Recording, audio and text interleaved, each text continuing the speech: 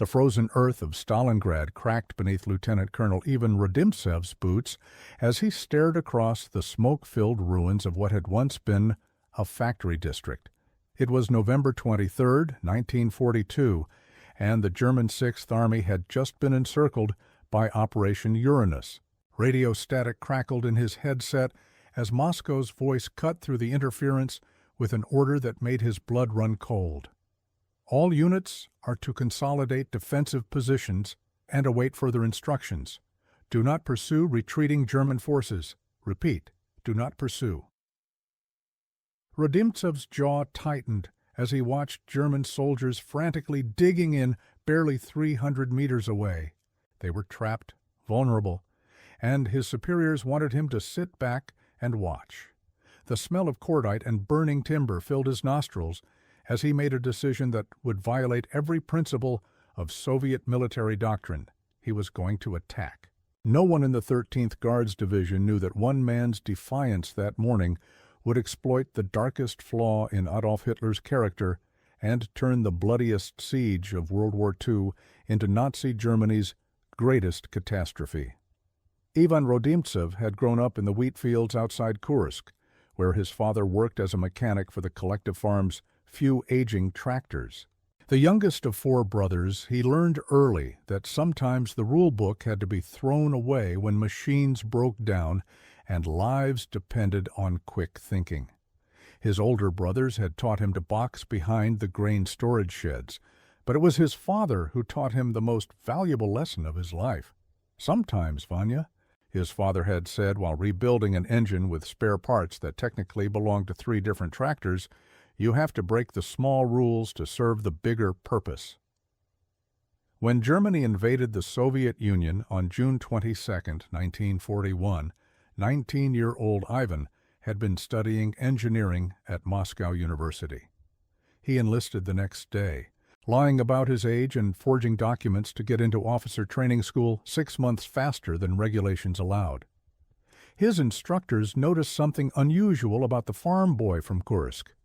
While other cadets memorized tactical manuals word for word, Rodimtsev would quietly question why certain strategies were considered absolute doctrine. "What if the enemy doesn't follow the same rules we do?" he had asked during a field exercise, earning him a reprimand and extra duty cleaning latrines. But Colonel Petrov, the academy's commandant, had taken note. After graduation, when most of his classmates were assigned to standard infantry units, Rodimtsev found himself attached to the 13th Guards Division, an elite unit known for accepting officers who could think beyond conventional tactics.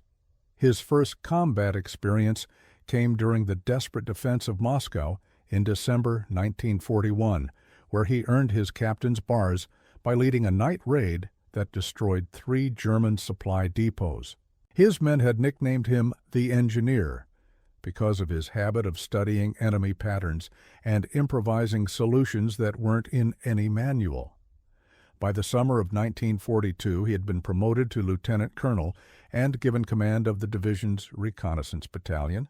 He had no idea that soon those instincts would be all that stood between the Red Army and the complete collapse of Stalingrad's southern defenses.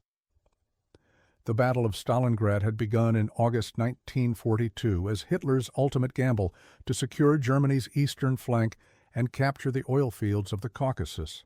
Named after Soviet leader Joseph Stalin, the industrial city on the Volga River held immense symbolic value for both sides.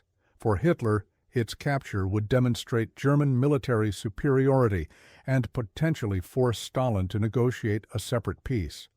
For Stalin, its defense had become a matter of personal and national survival. By November 1942, the German Sixth Army under General Friedrich Paulus had fought their way into the city center, controlling roughly 90% of Stalingrad's ruins. Over 300,000 German and Axis troops were locked in brutal house-to-house combat, with approximately 200,000 Soviet defenders clinging to a narrow strip of rubble along the Volga's western bank.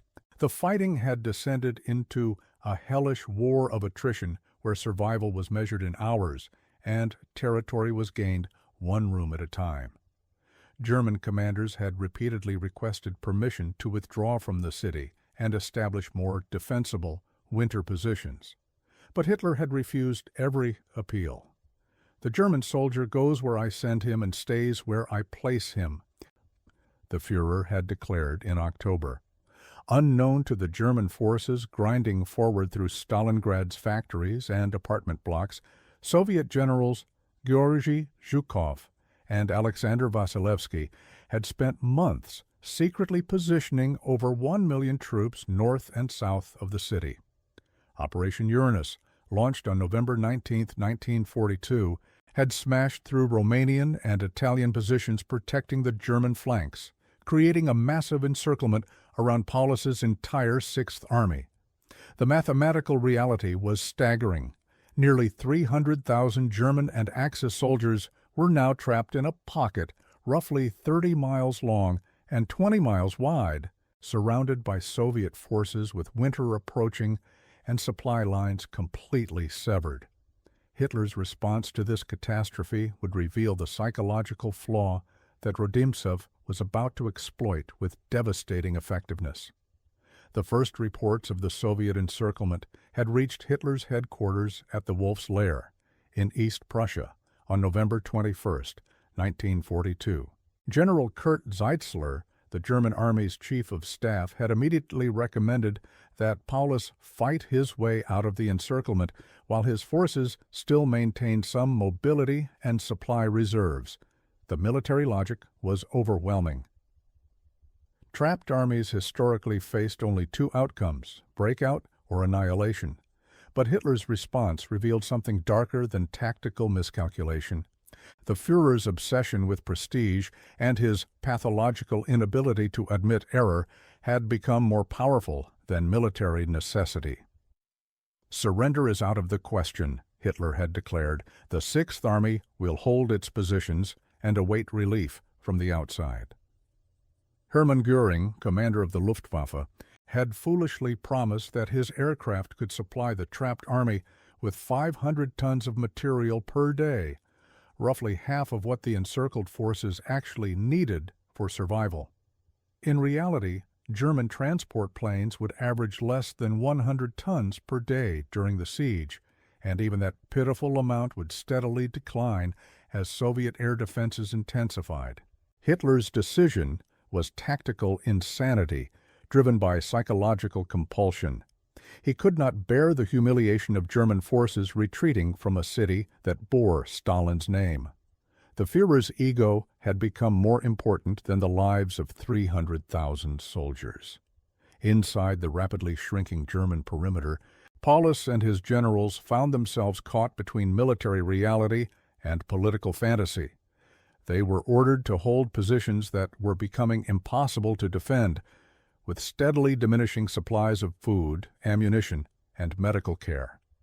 German soldiers began joking bitterly that they were fighting for Führergrad rather than Stalingrad, but Rodimtsev sensed something else in the intercepted German radio communications his battalion monitored each night: fear.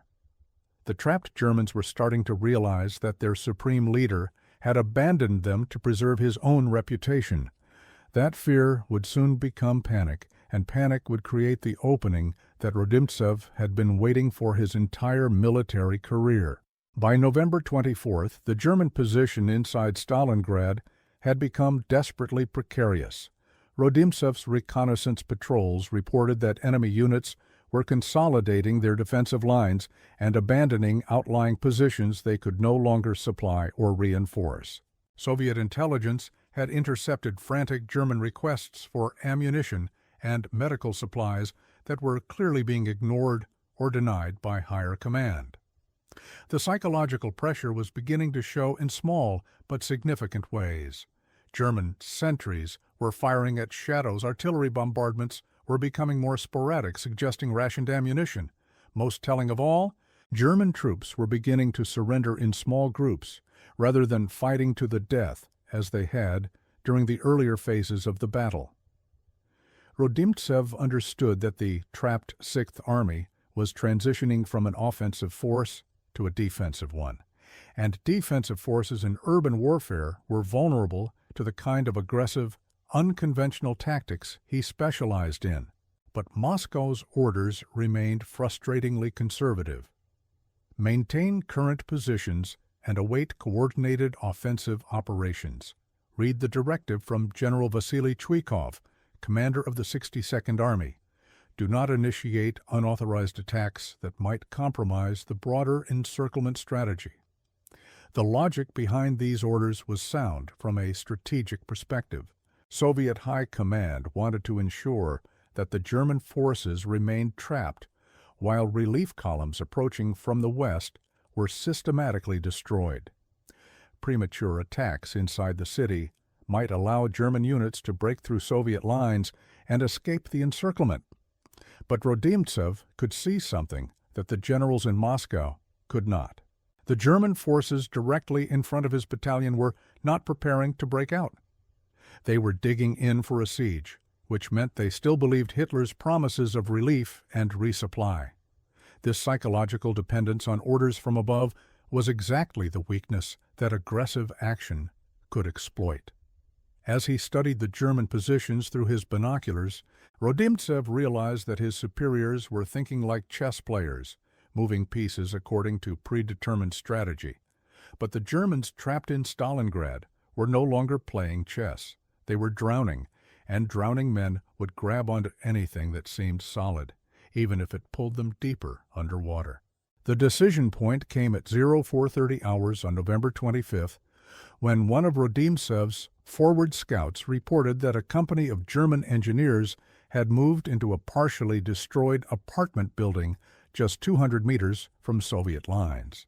The building sat at the intersection of two key supply routes that the Germans needed to control in order to maintain communication between their northern and southern defensive sectors.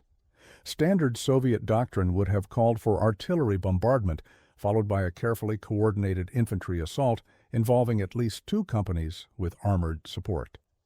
But artillery shells were precious. Armored support was already committed to other sectors, and, most importantly, a conventional attack would give the Germans time to call for reinforcements and establish interlocking fields of fire.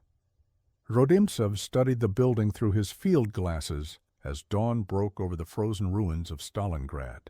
The German engineers were methodically placing explosive charges and setting up defensive positions, but they were working with the casual efficiency of soldiers who believed they had time.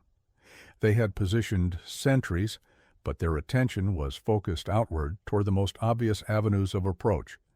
They were following their training manual perfectly, which meant they were thinking predictably.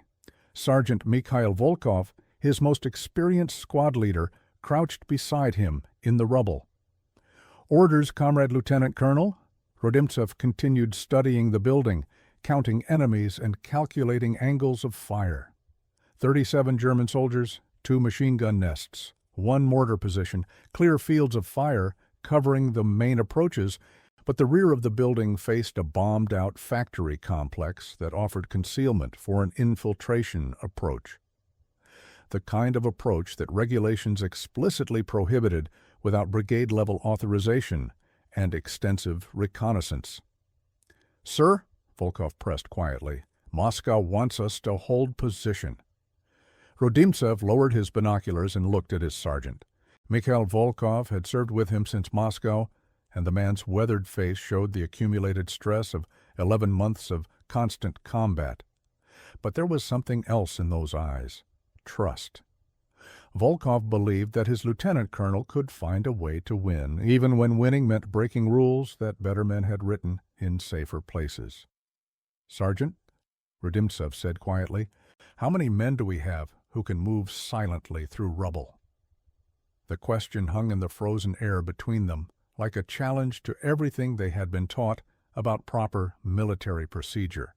What happened in the next 18 hours would demonstrate how one officer's willingness to disobey orders could exploit the deepest psychological weakness in Adolf Hitler's character. Rodimtsev had identified the fundamental contradiction in German strategy at Stalingrad.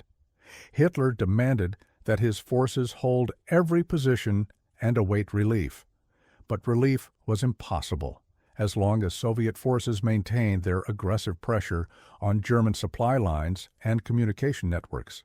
The Führer's refusal to authorize tactical withdrawals meant that German commanders were forced to defend positions that were becoming increasingly untenable, but they could not abandon those positions without disobeying direct orders from the highest level of Nazi leadership. This created a psychological trap where German forces were simultaneously required to be aggressive and passive, offensive and defensive, mobile and stationary. Rodimtsev understood that the way to exploit this contradiction was through exactly the kind of unauthorized, aggressive action that Moscow had forbidden.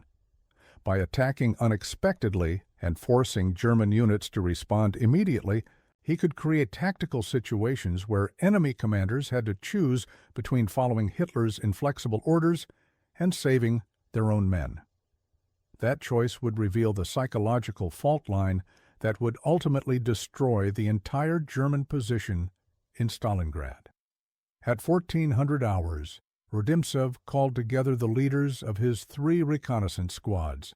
Senior Sergeant Volkov, Sergeant Boris Petrov, and Corporal Alexei Kozlov had served together since the defense of Moscow, and each man commanded a team of soldiers selected for their ability to think independently under extreme pressure.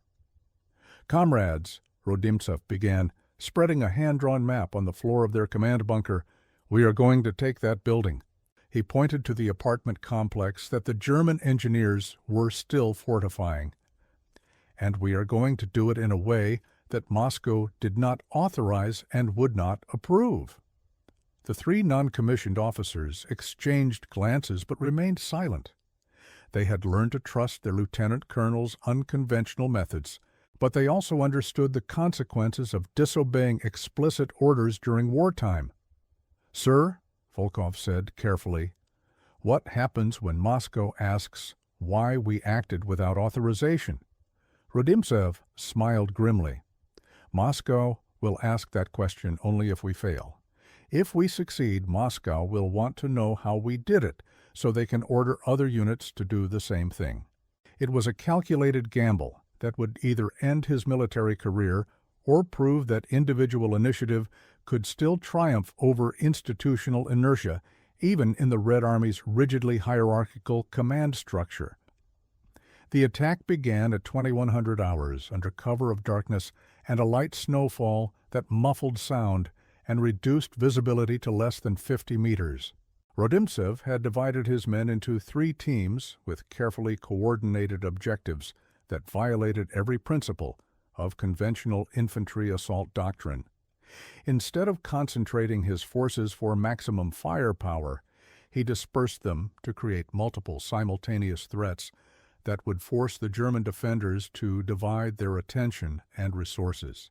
Volkov's team would approach from the northwest through the bombed-out factory complex, moving silently through the rubble to reach the rear of the apartment building. Petrov's squad would create a diversion on the eastern side of the building, drawing German attention and fire away from Volkov's infiltration route. Kozlov's men would remain in reserve, ready to exploit whatever opportunities the initial phases of the attack created. The plan required precise timing, flawless communication, and the kind of tactical flexibility that formal military education typically discouraged. But it also took advantage of the German army's greatest weakness at Stalingrad. Their training emphasized methodical, systematic responses to conventional threats. They were prepared for artillery barrages followed by frontal infantry assaults supported by armor. They were not prepared for the kind of improvised multi-directional attack that Rodimtsev was about to launch. As his men moved into position, the lieutenant colonel established his command post in a destroyed grain elevator that provided clear lines of sight to the target building. Through his binoculars, he could see German sentries pacing nervously on the building's roof, their attention focused primarily on the open ground to the south, where regulations suggested any attack would logically originate. They were following their training perfectly, which meant they were about to be surprised by an enemy who had chosen to ignore his own training. At 21:15 hours, Rodimtsev whispered into his radio handset, "All teams, this is Engineer. Execute Phase 1.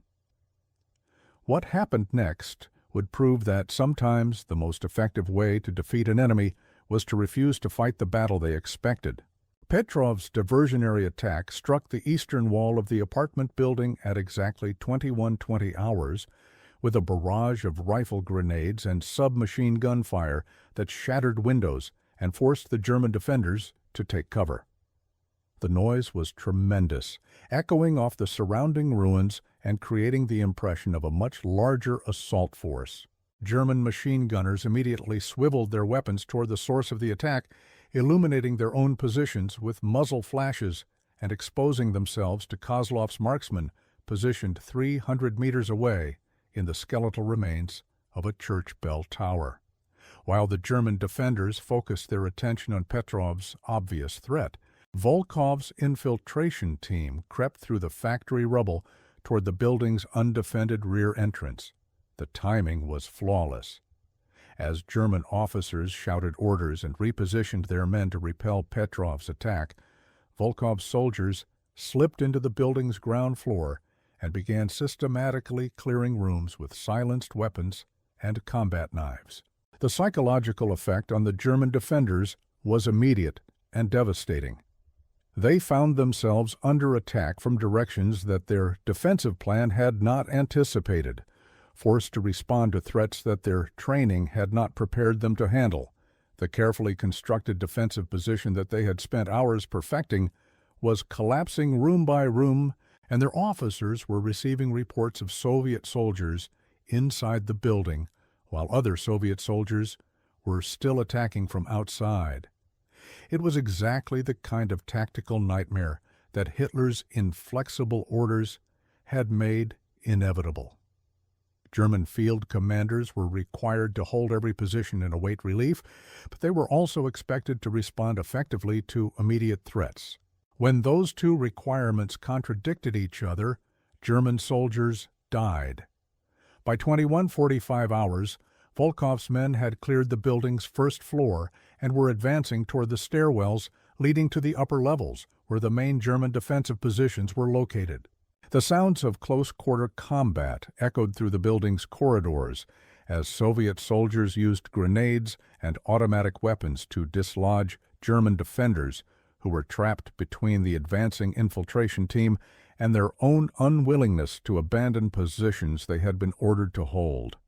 The mathematical reality was becoming clear.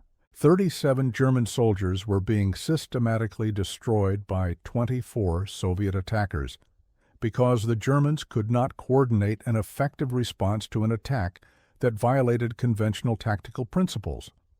The climax came when Hauptmann Klaus Weber, the German engineer company commander, found himself facing an impossible choice that perfectly embodied the psychological trap Hitler had created for his own forces.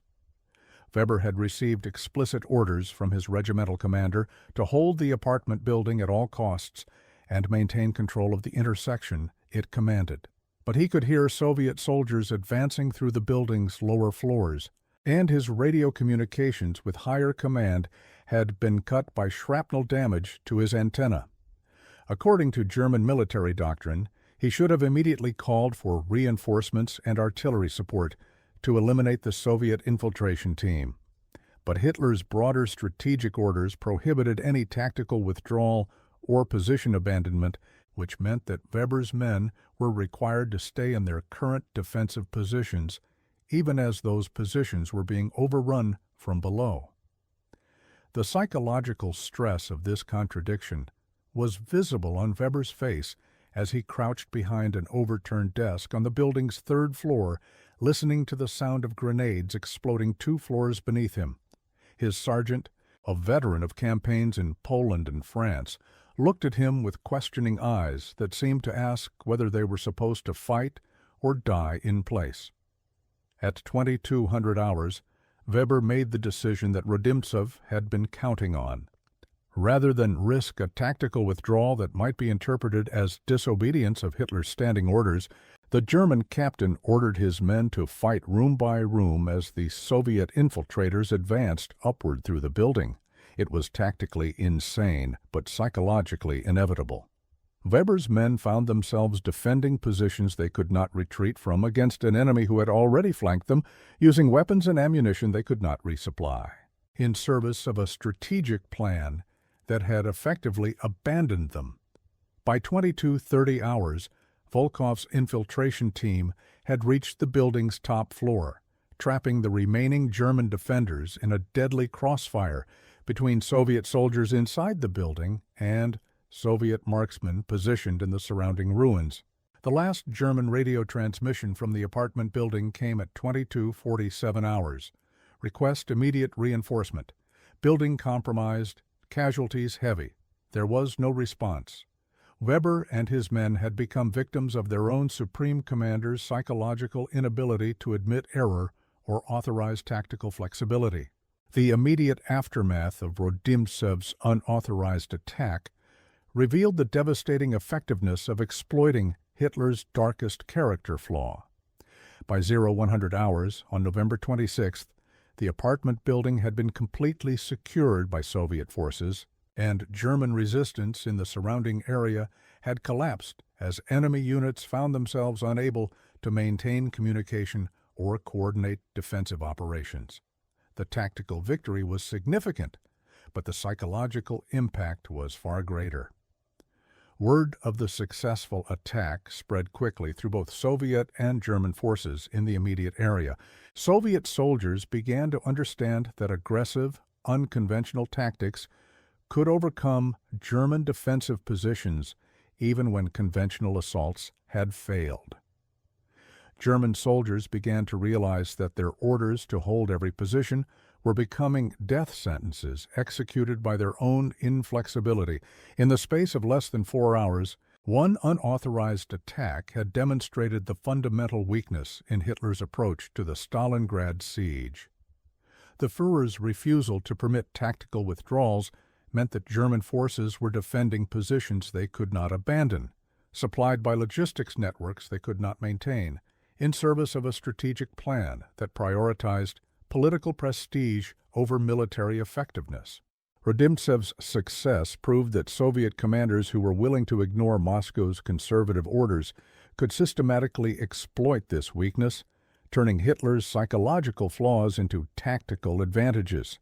At 0300 hours, the lieutenant colonel submitted his after-action report to divisional headquarters, documenting the attack's success while carefully omitting any reference to his decision to act without authorization. The report described the operation as an aggressive reconnaissance in force that successfully eliminated a German strongpoint and secured key terrain. It was technically accurate while being strategically misleading, the kind of creative interpretation that combat commanders had been using to reconcile orders with reality since armies were first organized. But Rodimtsev knew that the real significance of his action went far beyond one successful attack. He had proven that Hitler's greatest weakness could be systematically exploited by Soviet forces willing to think and act independently of their own rigid command structure. The broader consequences of that single night's action began to manifest within 72 hours as word of Rodimtsev's successful unauthorized attack reached other Soviet commanders operating inside the Stalingrad encirclement. Colonel Pavel Gurtiev of the 308th Rifle Division read the after-action report and immediately began planning similar operations against German positions in his sector.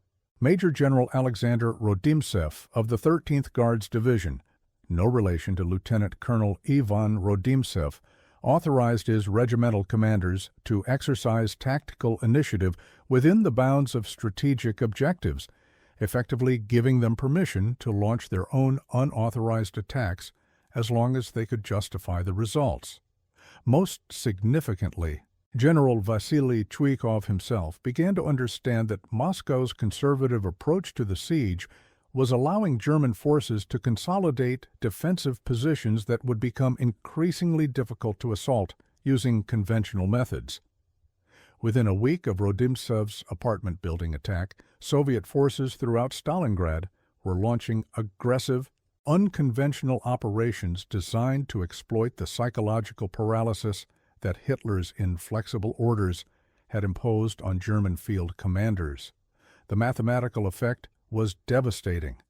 German defensive positions that should have been able to hold for weeks or months were being overrun in hours by Soviet attacks that violated every principle of conventional military doctrine. German officers found themselves in the same impossible position that Hauptmann Weber had faced, required to hold positions they could not defend with resources they could not resupply, while following orders that prohibited the tactical flexibility necessary for survival. Hitler's obsession with prestige had created a strategic situation where his own forces were systematically destroyed by their unwillingness to disobey orders that were leading them to destruction.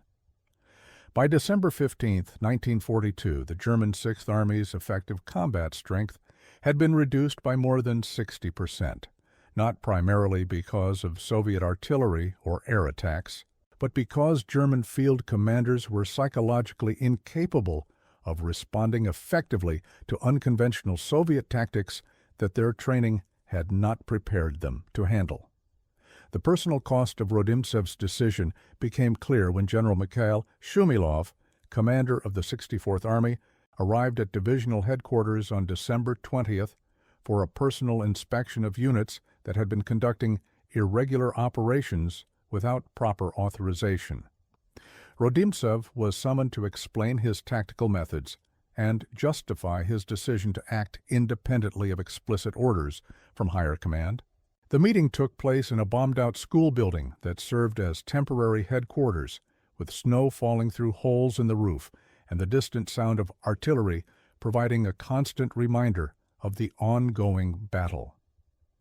General Shumilov was a career officer who had survived Stalin's purges of the military in the late 1930s, and his weathered face showed the caution of a man who understood that individual initiative could be interpreted as insubordination if it failed to produce results.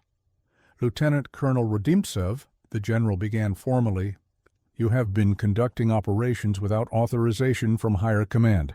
This is a serious breach of military discipline that could result in court-martial proceedings." Rodimtsev stood at attention, fully aware that his career and potentially his life depended on how he answered the next few questions. "Yes, sir. I accept full responsibility for my tactical decisions." Shumilov studied the younger officer for several long seconds before continuing. "Your unauthorized attack on the apartment building violated explicit orders to maintain defensive positions. Can you explain why you chose to disobey those orders?" The question hung in the frozen air between them like an accusation waiting for confirmation. Rodimtsev understood that he was being asked to choose between personal loyalty to the chain of command and tactical effectiveness in combat. His answer would determine whether individual initiative would be encouraged or punished in future operations. "Sir," he replied carefully, "I believed that the tactical situation required immediate action to prevent German forces from consolidating positions that would become increasingly difficult to assault using conventional methods. My analysis indicated that the enemy's psychological dependence on inflexible orders created vulnerabilities that could be exploited through unconventional tactics. It was a calculated gamble that framed his disobedience as tactical innovation rather than insubordination." General Shumilov's response revealed the profound change that was occurring within Soviet military thinking as the siege of Stalingrad reached its climax. Instead of ordering Rodimtsev's arrest for insubordination, the general asked him to explain in detail how he had identified and exploited German psychological weaknesses. For the next 2 hours, Rodimtsev described his observations of German defensive behavior, his analysis of how Hitler's inflexible orders created tactical vulnerabilities, and his methods for conducting unconventional attacks that forced enemy commanders to choose between following orders and preserving their units. Shumilov took careful notes and asked increasingly sophisticated questions about how these tactics could be systematized and taught to other commanders.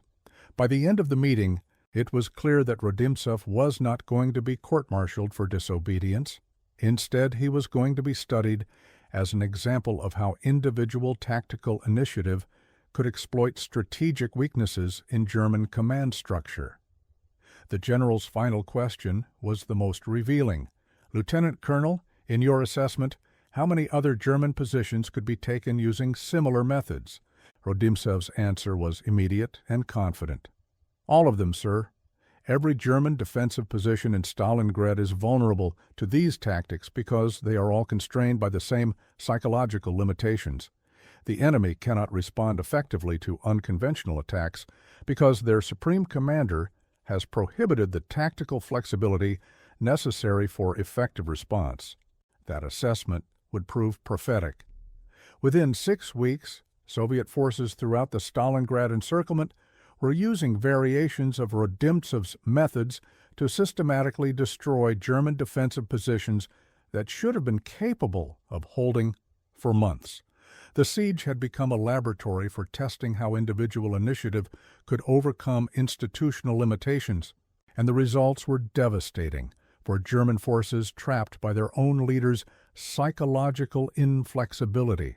Hitler's refusal to authorize tactical withdrawals had created the conditions for his own army's destruction, and Soviet commanders like Rodimtsev had learned how to exploit that weakness with surgical precision.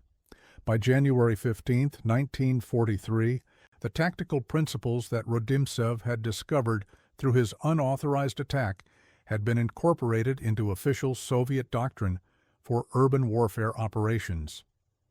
General Chuikov issued new guidelines that authorized regimental and battalion commanders to conduct aggressive reconnaissance operations against German positions, effectively giving every Soviet unit in Stalingrad permission to launch the kind of unconventional attacks that had previously been prohibited. The psychological transformation was complete.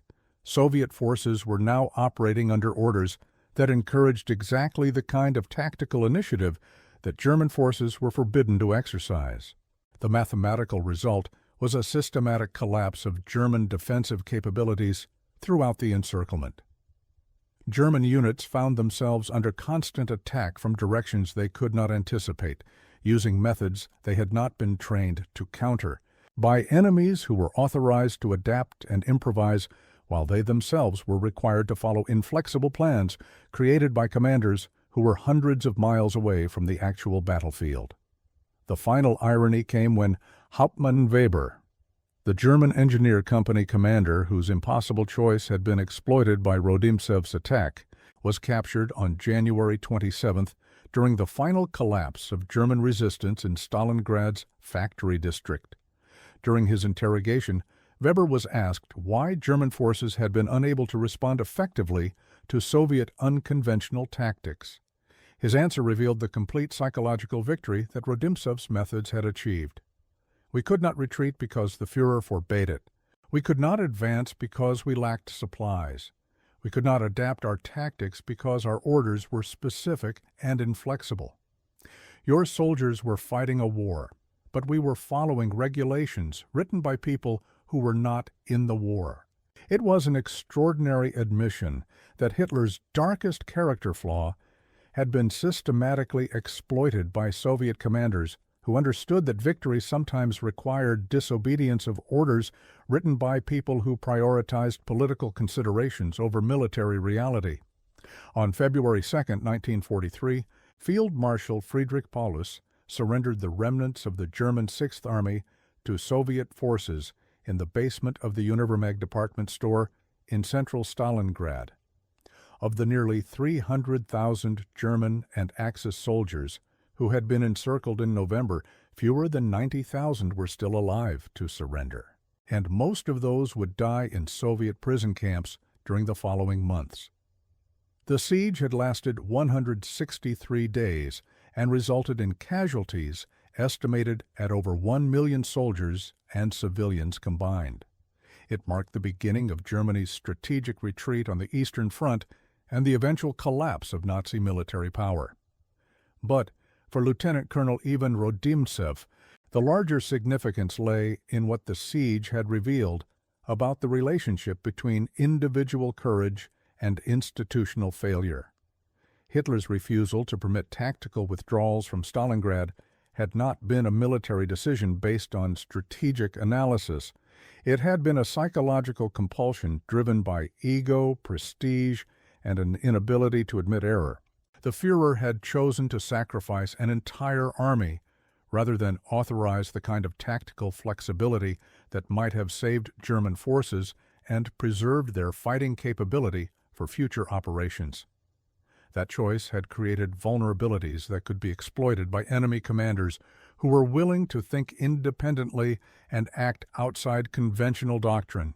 Rodimtsev's unauthorized attack on the apartment building had been significant not because of its immediate tactical results, but because it had demonstrated how individual initiative could systematically exploit the weaknesses created by authoritarian leadership. The siege of Stalingrad had become a case study in how rigid command structures could be defeated by flexible, adaptive opponents who understood that effective leadership sometimes required disobedience of orders that served political rather than military objectives. The dark reason Hitler refused to retreat from Stalingrad was ultimately about his own psychological limitations rather than strategic necessity, and Soviet commanders like Rodimtsev had learned how to turn those limitations into tactical advantages that determined the outcome of the entire war. In the years following the war, Rodimtsev returned to his family's farm outside Kursk, where he married a nurse who had served in a field hospital during the siege of Leningrad. They raised 3 children and rarely spoke about their wartime experiences except to emphasize the importance of thinking independently and questioning authority when human lives were at stake.